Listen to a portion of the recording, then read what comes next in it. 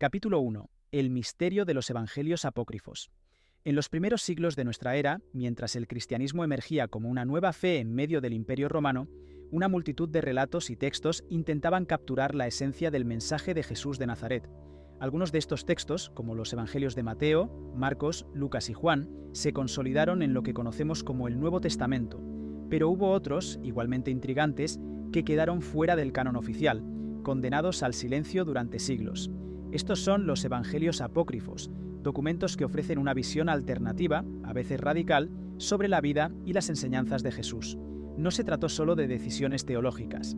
La exclusión de estos evangelios refleja una lucha de poder, de control sobre la narrativa espiritual y de la necesidad de unificar una religión que, en sus inicios, era diversa y fragmentada. Pero, ¿qué contienen estos textos? ¿Por qué fueron considerados una amenaza tan grande para la naciente Iglesia? Para comprender su importancia, es necesario explorar su contenido, su contexto y su impacto. La historia oculta. El redescubrimiento de los apócrifos. El término apócrifo proviene del griego apócrifos, que significa oculto o secreto. Y durante siglos, estos textos permanecieron ocultos, no solo en sentido figurado, sino literalmente. Muchos fueron destruidos tras ser declarados heréticos, mientras que otros sobrevivieron en bibliotecas privadas, escondidos en monasterios o enterrados en el desierto. Uno de los hallazgos más importantes ocurrió en 1945, en Nag Hammadi, Egipto. En un remoto pueblo, unos campesinos encontraron una vasija de barro que contenía una colección de códices escritos en copto, un idioma utilizado por los primeros cristianos egipcios. Entre estos textos se encontraban el Evangelio de Tomás, el Evangelio de Felipe, el Evangelio de la Verdad y otros escritos gnósticos. Estos textos no narran la vida de Jesús como lo hacen los evangelios canónicos, sino que se centran en sus enseñanzas más esotéricas y en diálogos profundos sobre la naturaleza del alma, el conocimiento y la divinidad. Otro descubrimiento clave fue el del Evangelio de Judas, un texto que presenta a Judas Iscariote no como el traidor vilipendiado por la tradición, sino como el discípulo más leal, encargado de una misión trascendental, entregar a Jesús para que cumpliera su destino. Estas narrativas, diferentes e incluso contradictorias respecto a los evangelios canónicos, plantean preguntas que han desafiado a académicos, teólogos y creyentes. El contenido de los evangelios apócrifos, un Jesús diferente. A diferencia de los evangelios sinópticos, Mateo, Marcos y Lucas, y el evangelio de Juan, los textos apócrifos no buscan narrar cronológicamente la vida de Jesús. En su lugar, profundizan en aspectos espirituales y filosóficos. En el Evangelio de Tomás, por ejemplo, Jesús dice: «El reino de Dios está dentro de ti y a tu alrededor. Cuando te conozcas a ti mismo, serás conocido y comprenderás que eres el Hijo del Padre viviente». Esta frase encapsula una de las diferencias clave entre los evangelios apócrifos y los canónicos. La salvación no se alcanza a través de una fe externa, sino mediante el autoconocimiento y la iluminación. Este enfoque es profundamente gnóstico, una corriente espiritual que veía la vida material como una prisión y el conocimiento interno, gnosis, como la clave para la liberación del alma. El Evangelio de Felipe agrega una dimensión aún más intrigante al retratar a María Magdalena como una figura central en el círculo de Jesús. En este texto se la describe como la compañera de Jesús, un término que ha generado innumerables interpretaciones. Uno de los pasajes más controvertidos dice: «y la besaba a menudo en la boca», mientras que algunos lo interpretan simbólicamente, como un acto de transferencia de sabiduría espiritual, otros sugieren una relación más íntima. En cualquier caso, este retrato de María Magdalena contrasta radicalmente con la imagen tradicional de una seguidora secundaria, destacándola como una líder y depositaria de las enseñanzas más profundas de Jesús. El gnosticismo, la influencia detrás de los apócrifos. Muchos de los evangelios apócrifos están vinculados al gnosticismo, un movimiento espiritual que floreció durante los primeros siglos del cristianismo. Los gnósticos creían que el mundo material era obra de un creador imperfecto, el demiurgo, y que el verdadero Dios era un ser supremo y espiritual, completamente separado de lo material. En este contexto, Jesús no era solo el Mesías, era un maestro que descendió para enseñar a las almas atrapadas en el mundo físico cómo liberarse y regresar al reino espiritual. Esta visión se refleja claramente en textos como el Evangelio de María Magdalena, donde Jesús le revela secretos sobre el viaje del alma y cómo superar los obstáculos que enfrenta en su ascenso hacia la luz. El Evangelio de Judas, por otro lado, plantea un giro sorprendente. Judas no traiciona a Jesús por codicia, sino porque Jesús se lo pide. En este texto, Judas es el único discípulo que comprende plenamente la naturaleza divina de Jesús y acepta su papel en el plan cósmico. Este relato redefine la traición de Judas como un acto de obediencia suprema, desafiando siglos de tradición cristiana. Capítulo 2. María Magdalena, la portadora del conocimiento oculto. En la historia del cristianismo, pocas figuras han sido tan controvertidas y malinterpretadas como María Magdalena. Durante siglos, su imagen estuvo asociada con la de una pecadora arrepentida, una etiqueta que surgió no de los textos originales, sino de interpretaciones posteriores que minimizaron su verdadero papel. Sin embargo, los evangelios apócrifos nos revelan una visión muy diferente de ella, no como una seguidora secundaria, sino como una discípula amada y una líder espiritual clave. Estos textos sugieren que María Magdalena era mucho más que una figura pasiva en la vida de Jesús, era la portadora de un conocimiento sagrado, quizás el más profundo de todos. Una discípula amada, el Evangelio de Felipe. Entre los evangelios apócrifos, el Evangelio de Felipe destaca por su representación de la relación entre Jesús y María Magdalena. Este texto la describe como su compañera, una palabra que ha desatado un intenso debate entre los estudiosos. En copto, el término utilizado, koinonos, puede interpretarse de varias maneras: compañera espiritual, amiga cercana o incluso pareja. El Evangelio de Felipe incluye un pasaje particularmente controvertido: y la amaba más que a los demás discípulos, y solía besarla en la boca. Para algunos, este gesto simboliza la transferencia de conocimiento espiritual, mientras que otros lo ven como evidencia de una relación romántica o matrimonial. Independientemente de la interpretación, lo que resulta claro es que María Magdalena ocupaba un lugar único en el círculo de Jesús, uno que iba más allá del simple discipulado. El Evangelio también sugiere que María Magdalena representaba el principio femenino divino, un complemento necesario para la plenitud espiritual de Jesús. Esta idea encaja con las tradiciones gnósticas que valoraban la unión de los aspectos masculino y femenino como esenciales para la trascendencia. Si este es el caso, entonces María Magdalena no era solo una discípula, era un símbolo viviente de la totalidad divina.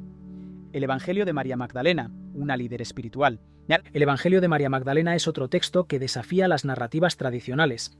Este Evangelio, descubierto en el siglo XIX, presenta a María no solo como una discípula cercana, sino como la receptora de enseñanzas exclusivas que Jesús no compartió con los otros apóstoles. En uno de los pasajes más notables, María narra un diálogo con Jesús sobre el viaje del alma después de la muerte. Según este texto, el alma debe enfrentarse a varios guardianes espirituales, conocidos como arcontes, que representan los miedos y las ataduras del mundo material.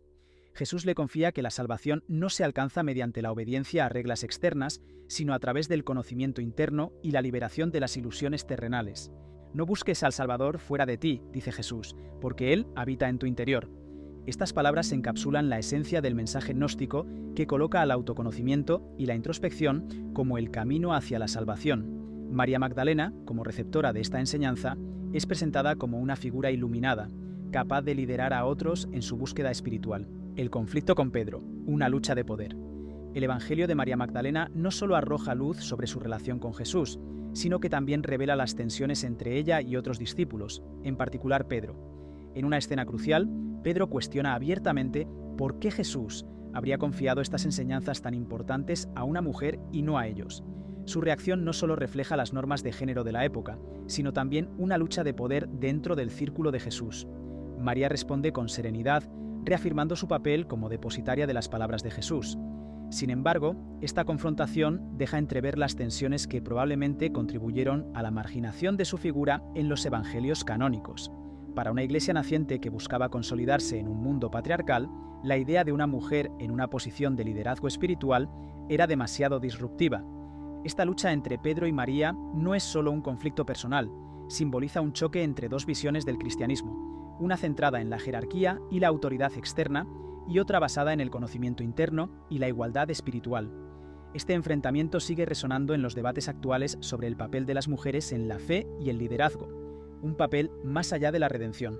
La imagen tradicional de María Magdalena como pecadora arrepentida proviene principalmente de una confusión histórica. En el siglo VI, el Papa Gregorio I fusionó a María Magdalena con la mujer pecadora mencionada en el Evangelio de Lucas, una interpretación que persistió durante siglos y que eclipsó su verdadero papel. Sin embargo, los textos apócrifos revelan que esta caracterización es profundamente injusta y reductora. En estos textos, María Magdalena es una maestra, una guía y una interlocutora clave de Jesús. Es alguien que entiende sus enseñanzas a un nivel que otros discípulos no logran alcanzar. Incluso el Evangelio de Juan, parte del canon oficial, sugiere que María fue la primera en presenciar la resurrección de Jesús y en llevar la noticia a los demás, lo que la convierte en la primera apóstol de los apóstoles. El principio femenino divino. Una de las contribuciones más significativas de los evangelios apócrifos es su representación de María Magdalena como la encarnación del principio femenino divino. En muchas tradiciones espirituales, lo masculino y lo femenino no se refieren solo al género, sino a fuerzas complementarias que forman parte del equilibrio universal. En este contexto, Jesús y María Magdalena no solo eran maestro y discípula, sino también reflejos de estas fuerzas complementarias. Su conexión simboliza la unión de la sabiduría y la compasión, del conocimiento y el amor, aspectos esenciales para la plenitud espiritual. Esta representación desafía siglos de pensamiento patriarcal que relegaron el principio femenino al margen de la espiritualidad cristiana. Al recuperar esta perspectiva, los evangelios apócrifos nos invitan a reconsiderar nuestra comprensión de lo divino como algo que incluye tanto lo masculino como lo femenino, una figura radicalmente humana y divina. Lo que hace que la representación de María Magdalena en los evangelios apócrifos sea tan poderosa es su humanidad. Ella no es presentada como una figura inalcanzable o divina, sino como una persona que, a través de su conexión con Jesús, alcanza una comprensión profunda de lo sagrado. Esto la convierte en un modelo para todos aquellos que buscan una espiritualidad basada en la experiencia personal y el autoconocimiento. María Magdalena no es solo un personaje histórico, es un símbolo de lo que significa buscar, aprender y liderar desde un lugar de autenticidad y sabiduría. Un camino hacia la igualdad espiritual. Los relatos de los evangelios apócrifos no solo enriquecen nuestra comprensión de María Magdalena, sino que también plantean preguntas importantes sobre el papel de las mujeres en la espiritualidad. ¿Por qué se minimizó su figura? ¿Cuántas otras mujeres líderes fueron relegadas al olvido? Estos textos ofrecen una visión más inclusiva del cristianismo, donde el liderazgo espiritual no está definido por el género, sino por la profundidad de la conexión con lo divino. María Magdalena, como portadora del conocimiento oculto, nos recuerda que la verdadera sabiduría no pertenece a una sola persona o institución. Es un camino abierto para todos, un viaje que comienza con la valentía de buscar la verdad dentro de uno mismo. Capítulo 3. Secretos del Evangelio de Felipe. En el vasto universo de los evangelios apócrifos, el Evangelio de Felipe destaca como uno de los textos más enigmáticos y provocativos. No es un evangelio en el sentido tradicional, ya que no narra la vida de Jesús ni sus milagros, sino que se adentra en enseñanzas místicas, simbólicas y filosóficas.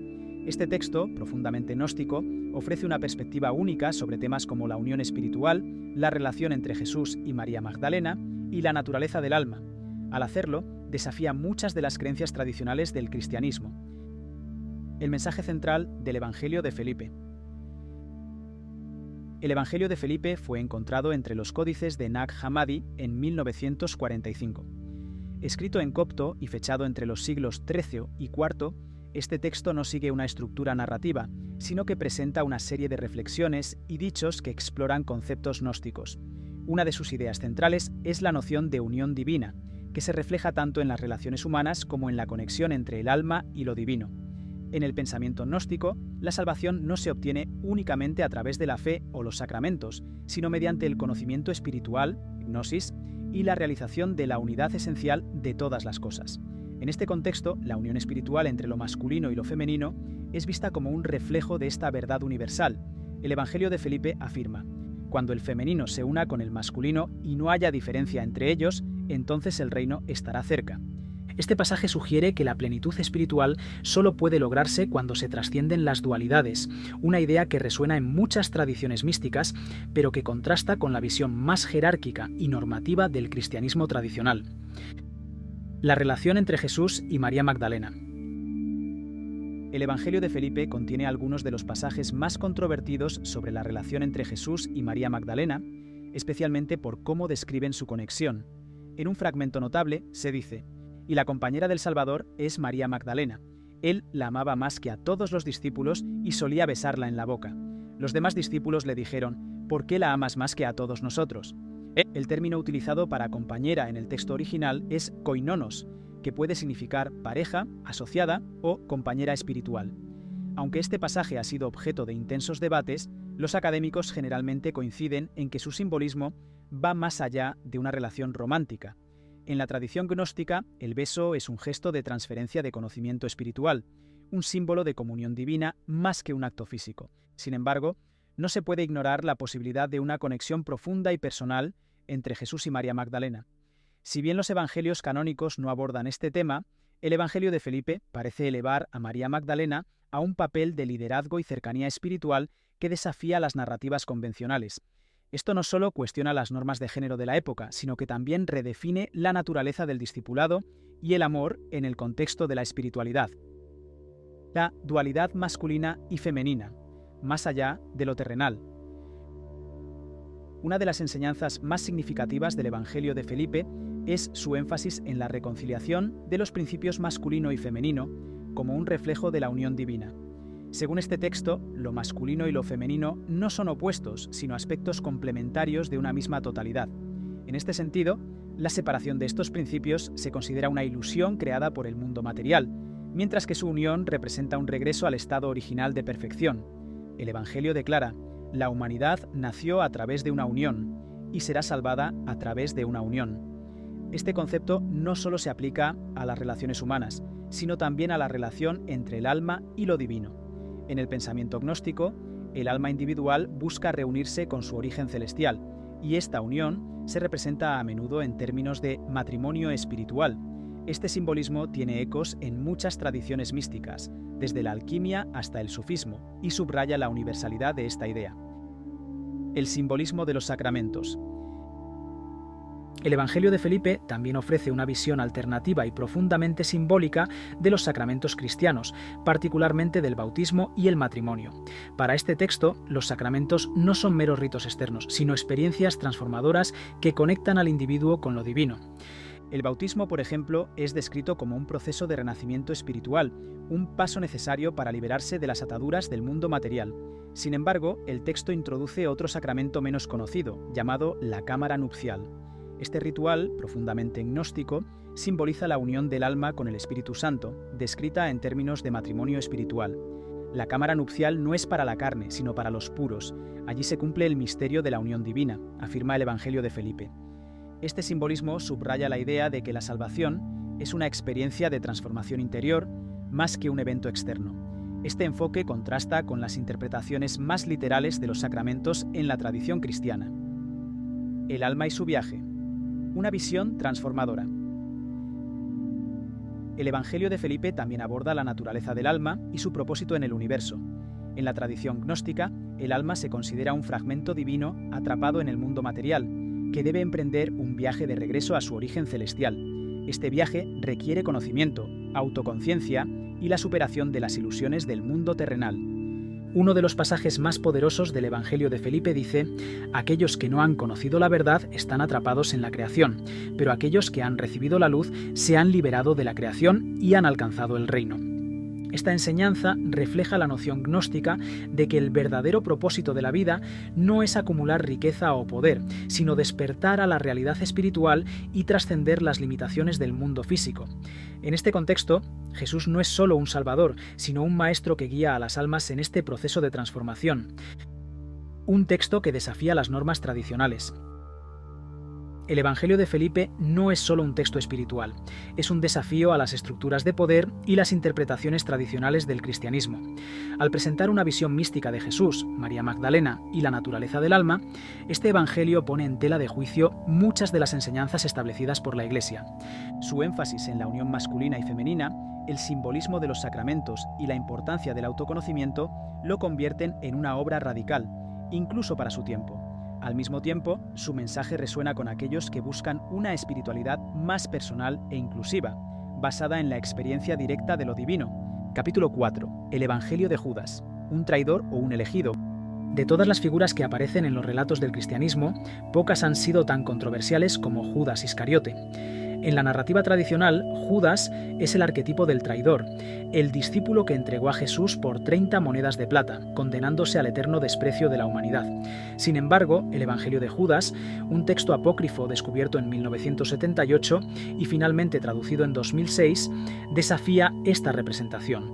En lugar de mostrar a Judas como un villano, este Evangelio lo describe como un personaje crucial en el plan divino, elegido por Jesús para llevar a cabo la más difícil de las misiones, entregarlo a las autoridades para que se cumpla su destino.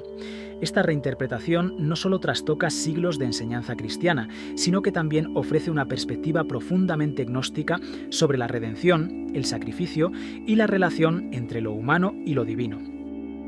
El descubrimiento del Evangelio de Judas. El Evangelio de Judas fue hallado en Egipto, en la región de El Minya, como parte de un códice en lengua copta que permaneció perdido durante siglos. El manuscrito es una copia del siglo III de un texto griego aún más antiguo, escrito probablemente por una comunidad gnóstica.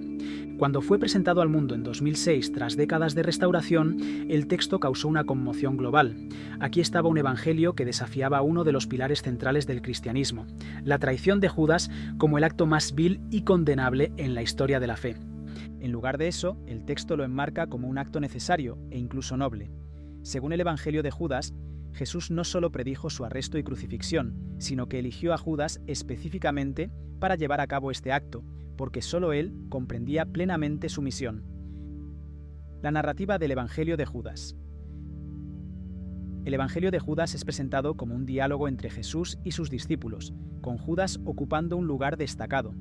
Los otros discípulos aparecen como figuras que no comprenden completamente las enseñanzas de Jesús, mientras que Judas es descrito como alguien que tiene una conexión única y profunda con él.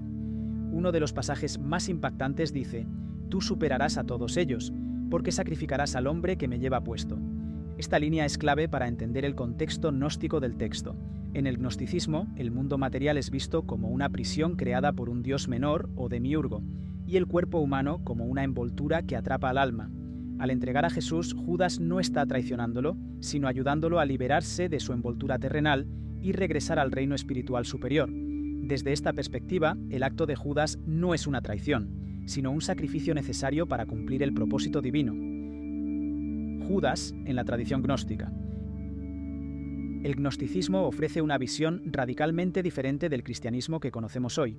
En lugar de centrarse en la fe y los dogmas, los gnósticos valoraban el conocimiento espiritual, gnosis, como el camino hacia la salvación. Creían que el mundo material era imperfecto, una creación de un demiurgo caprichoso, y que el alma debía liberarse de esta prisión para regresar al reino divino.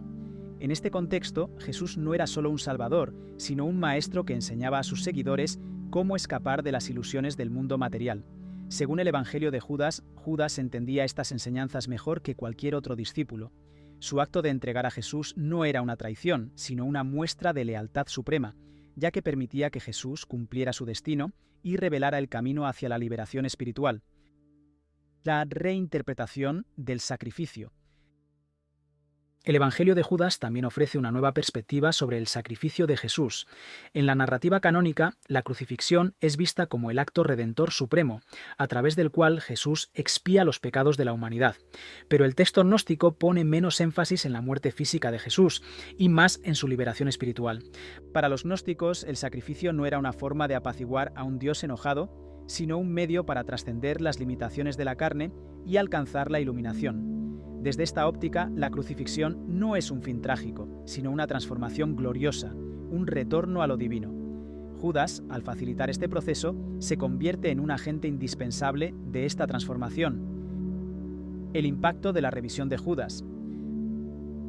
La representación de Judas como un elegido en lugar de un traidor tiene profundas implicaciones teológicas y filosóficas. Cambia nuestra comprensión de conceptos clave como el pecado, la redención y el sacrificio, y nos invita a reconsiderar la naturaleza del bien y el mal. En la tradición cristiana, Judas ha sido el símbolo de la traición, un recordatorio de los peligros de la codicia y la deslealtad. Pero si aceptamos la narrativa del Evangelio de Judas, entonces debemos confrontar preguntas incómodas.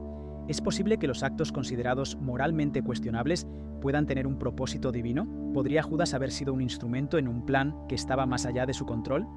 Estas preguntas desafían no solo la interpretación tradicional de Judas, sino también nuestras propias concepciones sobre la moralidad, la intención y el destino. El Evangelio de Judas y la lucha por el poder. El rechazo del Evangelio de Judas por parte de la Iglesia no fue solo una cuestión teológica, también fue una decisión política. Durante los primeros siglos del cristianismo, el movimiento estaba lejos de ser monolítico. Existían múltiples interpretaciones y corrientes, desde el cristianismo ortodoxo hasta el gnosticismo y otras sectas.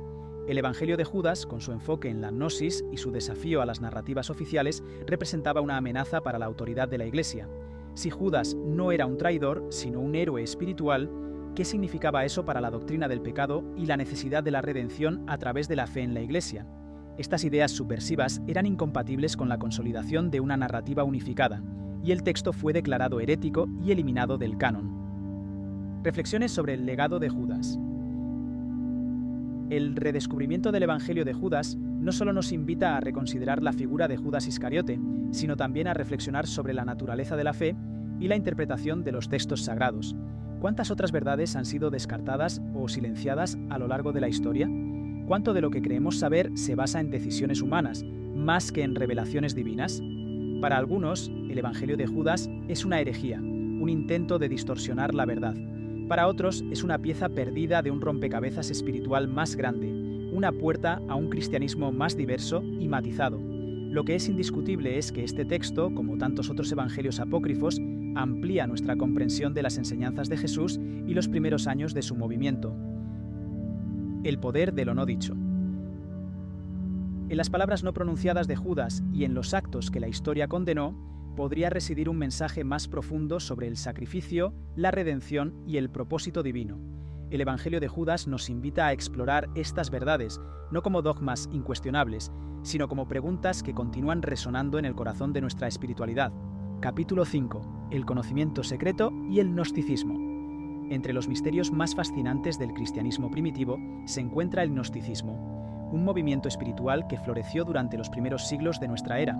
Sus enseñanzas, tan profundas como subversivas, influyeron en muchos evangelios apócrifos y presentaron una visión radicalmente distinta de la realidad, el alma y lo divino.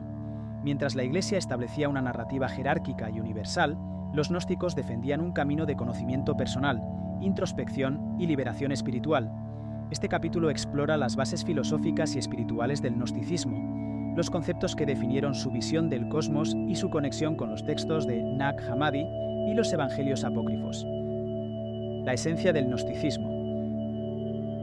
El término gnosticismo deriva del griego gnosis, que significa conocimiento, pero no se trata de un conocimiento intelectual, sino de una sabiduría transformadora, una experiencia directa de lo divino que libera al alma de las ataduras del mundo material.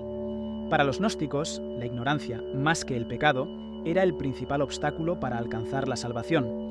A diferencia del cristianismo ortodoxo, que pone énfasis en la fe y los sacramentos, los gnósticos creían que el conocimiento interno era el camino hacia la redención. Esta perspectiva chocaba con las enseñanzas de la Iglesia, que veía la salvación como un acto mediado por las estructuras eclesiásticas. Este conflicto ideológico fue una de las razones por las que el gnosticismo fue declarado herético y sus textos fueron ocultados o destruidos. El demiurgo, el arquitecto imperfecto. Uno de los conceptos más distintivos del gnosticismo es el del demiurgo, una figura central en su cosmología.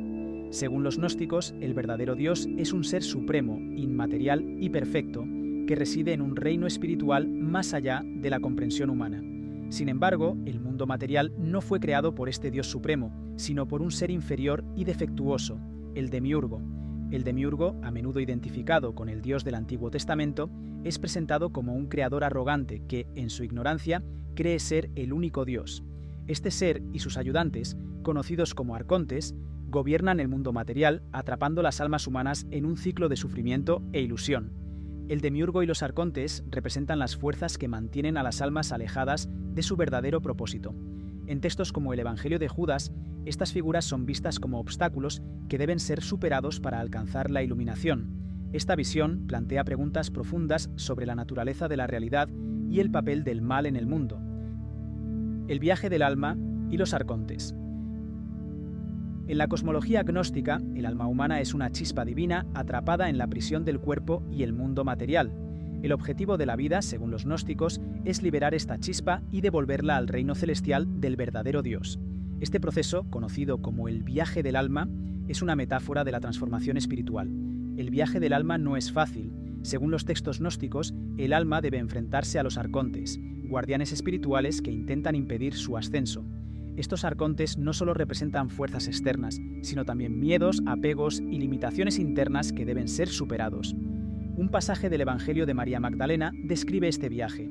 El alma ascendió y enfrentó al primer arconte que le dijo: «Eres un ser material y no perteneces aquí». Pero el alma, con el conocimiento recibido, respondió: «No soy tuya, porque vengo del reino de la luz». Entonces, el arconte la dejó pasar. Este relato simboliza la importancia del conocimiento en el gnosticismo. El alma no puede liberarse sin primero comprender su verdadera naturaleza y origen divino. Los textos de Nag Hammadi, la fuente del conocimiento. El descubrimiento de los códices de Nag Hammadi en 1945 fue un hito en la comprensión del gnosticismo. Estos textos, escondidos en el desierto egipcio durante siglos, contienen una rica colección de evangelios, tratados y escritos que revelan la profundidad y diversidad del pensamiento gnóstico. Entre los textos más destacados se encuentran el Evangelio de Tomás, el Evangelio de Felipe y el Evangelio de la Verdad, que ofrecen perspectivas alternativas sobre Jesús y sus enseñanzas.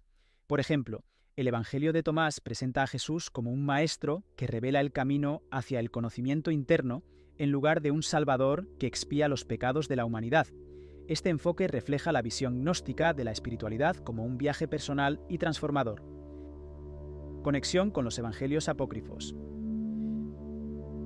Los Evangelios apócrifos están impregnados de ideas gnósticas, desde el Evangelio de Felipe, que explora la unión divina de lo masculino y femenino, hasta el Evangelio de Judas, que reinterpreta la traición como un acto de iluminación. Estos textos desafiaron las normas establecidas y ofrecieron una visión más mística y esotérica del cristianismo. En el contexto del gnosticismo, personajes como María Magdalena y Judas Iscariote adquieren un significado más profundo. María Magdalena, como se describe en su Evangelio, es una guía espiritual que comprende las enseñanzas de Jesús a un nivel que otros discípulos no alcanzan. Judas, por su parte, es un elegido que ayuda a Jesús a liberarse de su envoltura terrenal. Ambos ejemplos subrayan el énfasis gnóstico en el conocimiento y la trascendencia. El conflicto con la ortodoxia. El gnosticismo representaba una amenaza para la Iglesia naciente. Su rechazo a las estructuras jerárquicas, su visión crítica del Dios del Antiguo Testamento y su enfoque en la experiencia personal de lo divino eran incompatibles con la consolidación de un cristianismo institucionalizado. El Concilio de Nicea, en el año 325, marcó el inicio de una campaña para eliminar las enseñanzas gnósticas. Textos como los de Nag Hammadi fueron escondidos para protegerlos de la destrucción, pero muchas obras se perdieron para siempre. A pesar de esto, el gnosticismo dejó una huella indeleble en la espiritualidad, y sus ideas resurgieron en movimientos posteriores, como el catarismo y la teosofía.